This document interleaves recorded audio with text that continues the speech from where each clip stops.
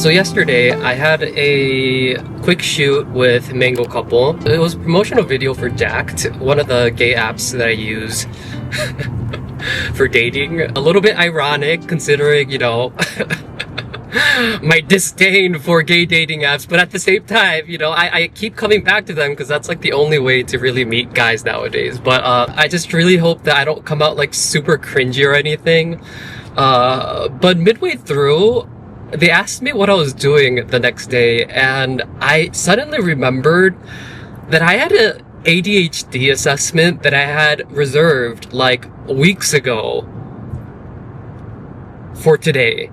And I completely forgot about it, and I was like, okay, well, I guess I'll just make sure I wake up early, get everything done, and then head out for my assessment. And wake up today only to realize that I have no idea where this clinic is, and I booked it weeks ago. All I know is that it's around 4. It's past 4 p.m. I know that because I wrote down 4 p.m. knowing that I'm gonna be a little bit constrained on time, so I wanted to be more in a rush, thinking that it was at 4 p.m. when I know that it's probably at like 4:10 or 4:20 or 4:30. I don't know when it is, and I'm on my way to Seoul with absolutely zero idea right now where I'm supposed to be taking this ADHD assessment, like at all. Usually they send like a confirmation text or something saying like, oh, your assessment is on this day at this time, make sure you are here on time, yada yada yada. But like, I got nothing.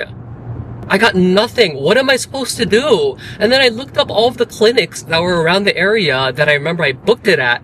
Why are there so many like psychology clinics? So I'm borderline having a little mini meltdown because my appointment is in 30 minutes. I'm nearby the area and I have zero idea where I'm supposed to go. So I don't know. I guess we'll just wing it and see what happens. 네, 어딘지 몰라서. 네, 바로 올라갈게요. 네. Okay, good news, guys. I know where the clinic is now. I am 20 minutes late, though. So I literally just finished my 3.5-hour assessment. I did the whole brain scan thing. I also had to do like a really long written part. And ultimately, they did say that I have gay ADHD. And there's no cure. There's a remedy. It'll help with the ADHD part, but not potentially with the gay part. Life is already on hard mode being gay, but now I have ADHD, like, pick a struggle.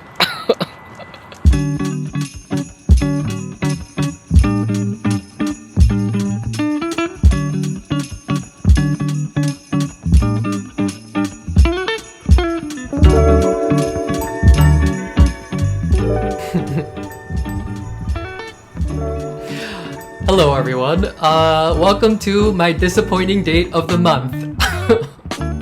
Yeah, May was a pretty busy month for me because I was going on like quite a lot of dates. A lot more than usual at least. I think that is due to the fact that I extended my age range. I told you guys about that.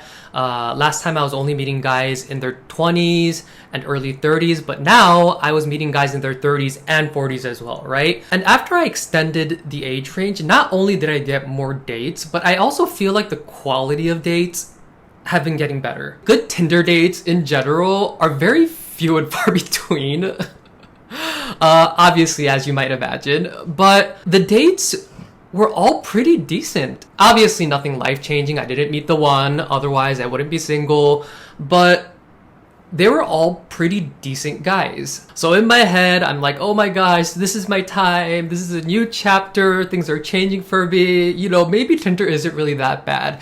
And then finally, yesterday night, I got a big fat slap to the face. A reality check that basically told me, you need to sit back down. So as you saw in the previous clip, we went to this very, very, very cute Christmas themed cafe in the summer too, right? I thought that was really cute. He actually picked the cafe, so I was very impressed. But that's basically where the whole entire date peaked. First of all, he told me he was going to be a little late, so I decided to order everything for us.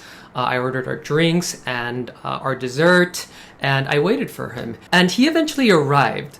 But like, he came in with this very cocky demeanor, and it was very off-putting considering that he was like 20 minutes late, right?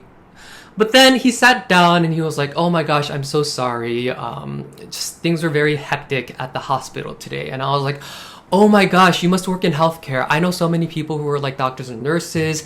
I hear how difficult it can be and how demanding it is. So like, I completely understand. We started having our conversation, and basically, for no reason, he started telling me that he had been exhausted because so many guys had been confessing their love to him, and he was just so busy giving all of them a chance. I don't know, maybe he was trying to tell me he was open-minded or something. I don't know. But like, he told me that his last relationship was from when he used to live in Incheon. And I was like, oh my gosh, I live in Incheon. And I asked him, wasn't it difficult to commute all the way to your hospital in Seoul when you lived in Incheon back then? And he was like, oh, no. When I lived in Incheon, I used to do a completely different job. And I was like, oh, at a hospital in Incheon? And he was like, no, it had nothing to do with healthcare. And I was like, oh. And here I thought that he was like either a nurse or a doctor, but I don't know. I have no idea what he was trying to tell me in regards to his work. Clearly it was not in the medical field, but I didn't want to pry, so we moved on from the conversation and we started to talk about the type of guys that we were into, right?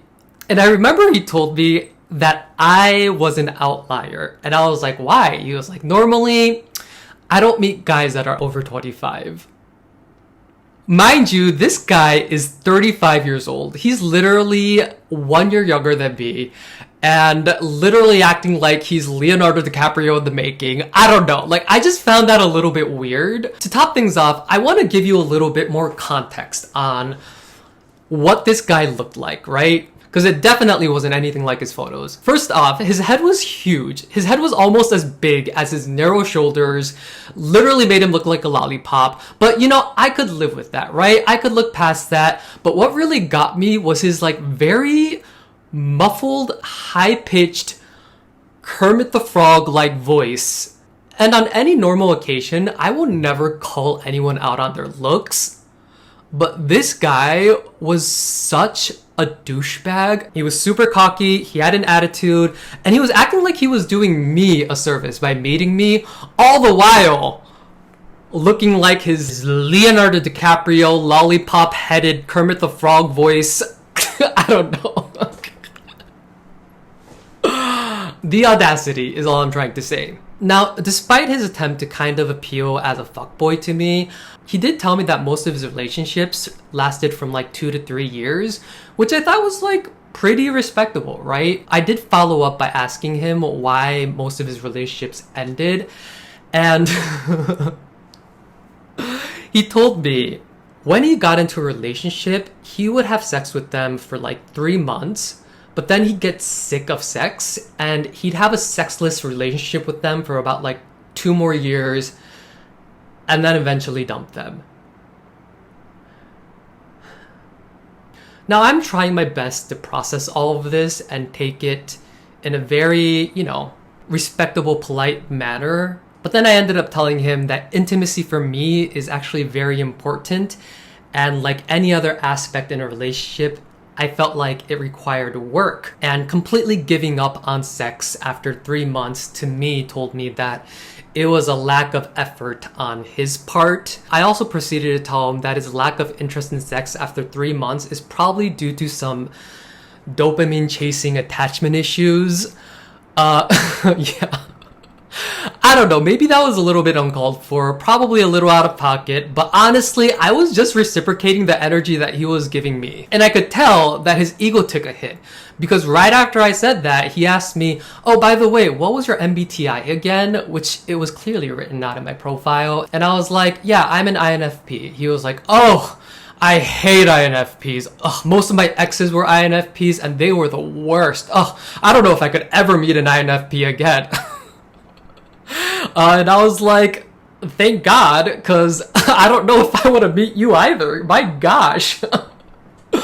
Anyways, we had a brief moment of awkward silence after that. Until he was like, oh, by the way, it's rush hour and it's pouring rain outside. How are you going to get home? And I was like, probably the way I always get home, by driving. But then he was like, okay, well, it might be worth waiting it out a bit. By the way, did I tell you I literally live right next to this cafe? I mean, if you want, you can stop by for 30 minutes.